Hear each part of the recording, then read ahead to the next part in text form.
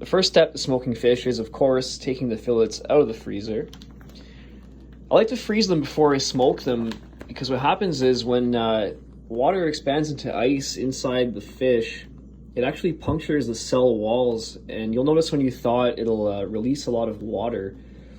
I think that that's a good thing because what happens when you brine it is the brine kind of gets into the meat a little bit deeper than it might if you just left it fresh, which is good too, but something that I learned definitely keeps the brine a little bit deeper in the meat. So we'll let these thaw for a couple days and then we'll get to it. So after about 40 hours, the fish is completely thawed and it looks amazing. Look at the quality of those fillets. Might be the nicest trout I've filleted ever. So for the brine here, I'm just gonna use enough water to submerge the fillets. And what's the most important part is that you just add sugar and salt in decent amounts, and the rest is all kind of personal preference. So I've got some of my favorite ingredients here. I'm sure other people like other things. Feel free to leave suggestions for next time. This is what I'm going to go with. That's going to be pretty garlicky, a little bit spicy, and let's get to it.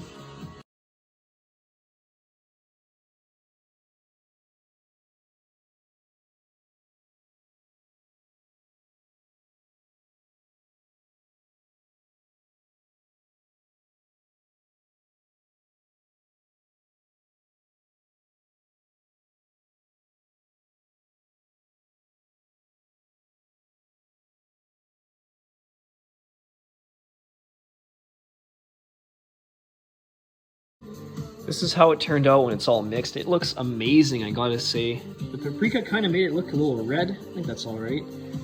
And take a look at this. I'm gonna show off one more time. Like, I can't believe how nice that is. Look at that. So I cut them into the serving sizes that I want. I'm just gonna place them in the brine here for about a day or so, and we'll come back when it's time to put them on the smoker. So today is the day and I am excited. We're gonna put these on the smoker. They just spent a full day in the fridge. I took them out of the brine, rinsed off any excess, and I threw them on this cooling rack just to let them drip dry in the fridge. That way when they drip dry, they kind of develop what's called a pellicle, which is like a sticky surface, which really helps the smoke cling to it and give it some extra flavor. I trimmed up a little bit more of the fat off some of the fillets, and I'm gonna put them in the smoker right now. Let's get to it.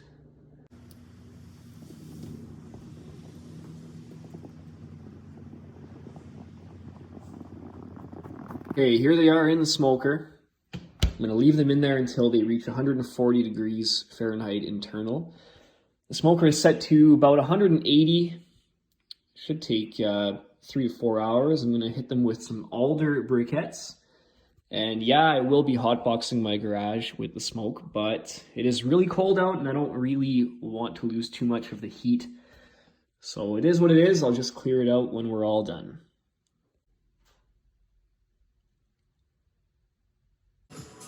After 3.5 hours in the smoker, this is how they look. They're definitely ready. They're nice and flaky. You might have been wondering about pin bones. You know how trout have that little line of bones across the top here. I didn't take them out before I cooked them. You could if you had a good pair of pliers. I find it's a lot easier to wait until they're cooked. They just slide right out. And they're easier to see because the meat kind of shrivels around them. So if you look closely here, you can see them. There's all along this line. Just get yourself a pair of clean tweezers and you can just pluck them out.